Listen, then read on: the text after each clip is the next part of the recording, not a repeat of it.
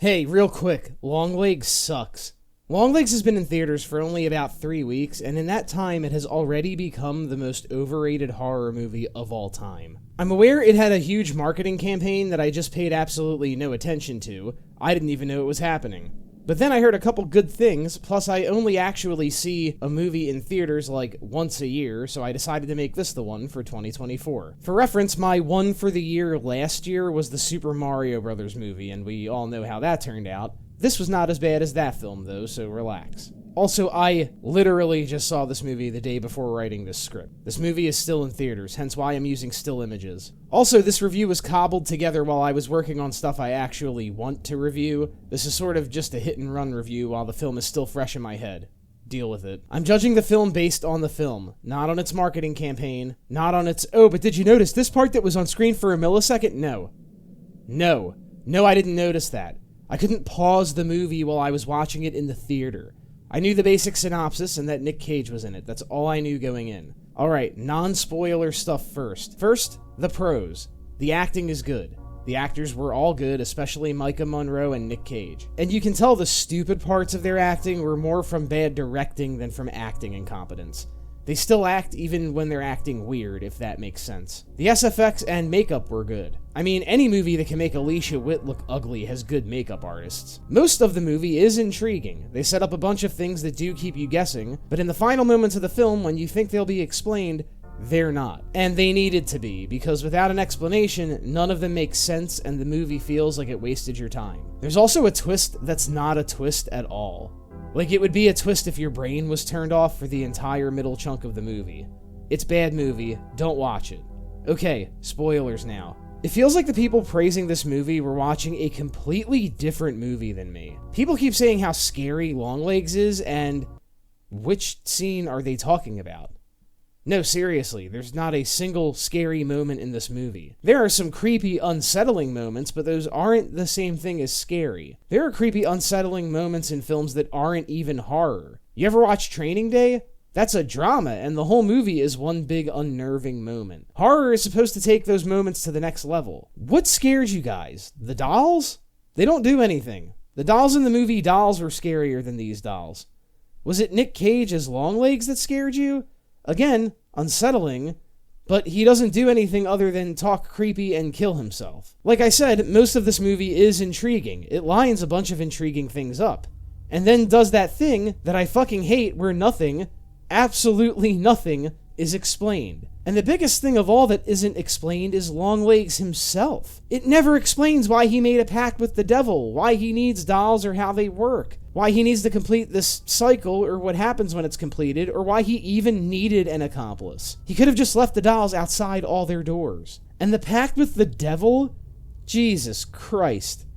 This movie set up all these legitimately interesting things that kept me guessing. Then the explanation for them was the dumbest, most played out fucking shit imaginable. It even ends with him saying, "Hail Satan" into the camera. Man, I've never heard that in a movie or a show before. That's never been done before. And also, why would you have a scene where the mom tells her that her prayers don't work after continuously asking her if she's saying her prayers, as if that's gonna be an important plot point, which it probably should have been? Wouldn't prayers protect you from the devil? Wouldn't that have made sense in the context of this film? The exposition dump in the final 10 minutes boils it all down to this guy who we're never given any details about his past is just a devil worshiper, and that's it. We don't even find out where the fucking name Longlegs comes from. Not once in the entire movie. There's a giant exposition dump involving the mom where her involvement is explained in agonizing detail, but you couldn't explain the whys and hows of what Longlegs himself is actually doing to these people. Oh, and it just reveals a twist that we already knew. The twist involving the mom was not a twist. At all. It's made very clear about halfway through the movie that the mom made some kind of deal with Longlegs to spare her daughter. It certainly doesn't explain why she didn't immediately go to the police. Longlegs doesn't hang out with her 24/7. He also doesn't have superpowers beyond the weird ball that he puts in the dolls. There is nothing supernatural that he does that does not involve these dolls. He can't teleport, literally has to walk and drive everywhere, and is, not the most inconspicuous looking person. Police would have found him pretty fast.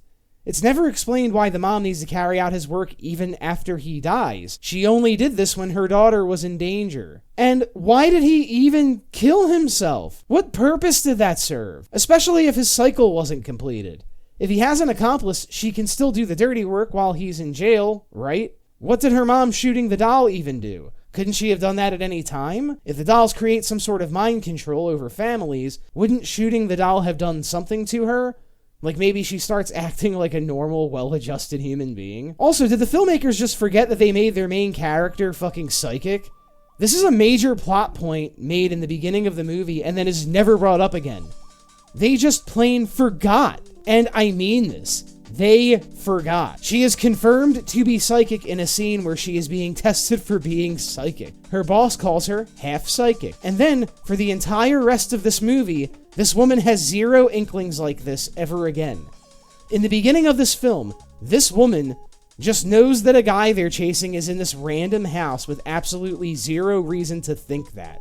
But at no point does she ever know her mom, who she's in constant contact with, is the accomplice, or that this guy was the serial killer. A guy who looks like a serial killer who you wouldn't even need to be psychic to know he was a serial killer. Random house with absolutely no evidence of bad guy being inside. Bad guy definitely in that house. This man who wears makeup and talks and moves as unsettlingly as possible, who may as well have a tattoo on his head that says murderer. I have no idea where this guy is. No clue.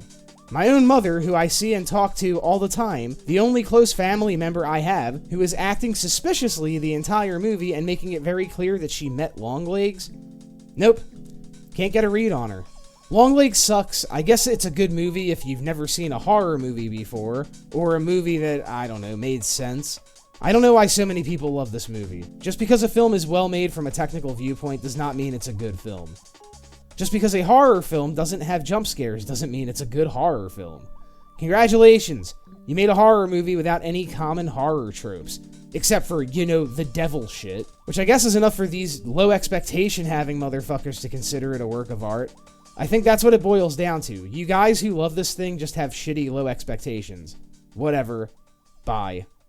If you like this video, please like, subscribe, and click that Patreon link. I gotta go, I got other shit to do. Oh yeah, and I almost forgot, in the final scene of the movie, she basically just sits there and lets her boss kill his wife.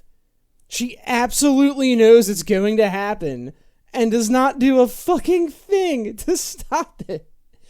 As he takes his wife into the kitchen to stab her to death.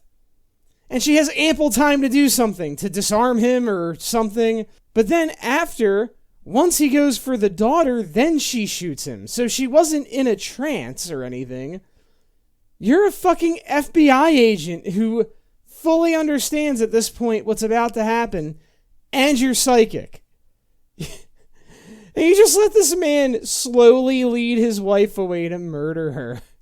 What the fuck?